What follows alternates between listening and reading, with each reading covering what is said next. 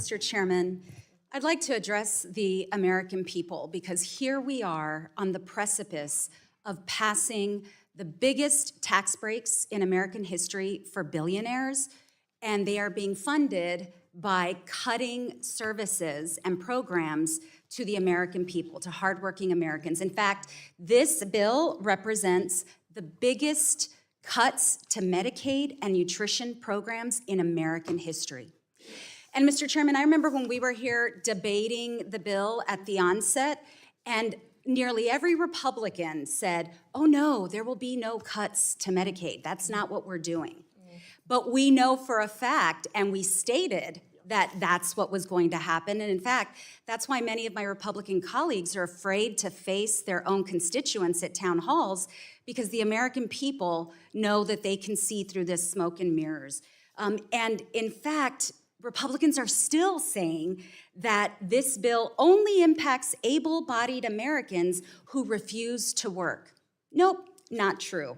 And you don't have to take my word for it. Let me read you what a Republican has said. We're not, and this is a quote, we're not talking here about just work requirements. The House goes much, much, much further than that. This is real Medicaid benefit cuts. I can't support that. No Republican should support that.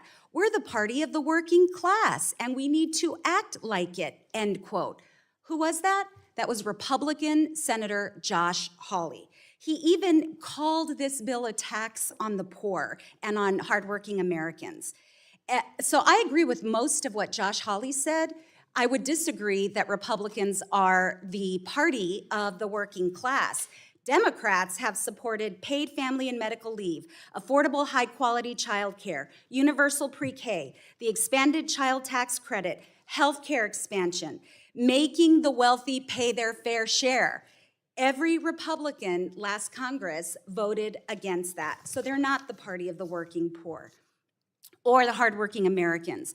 And this bill doesn't just strip benefits for hardworking Americans.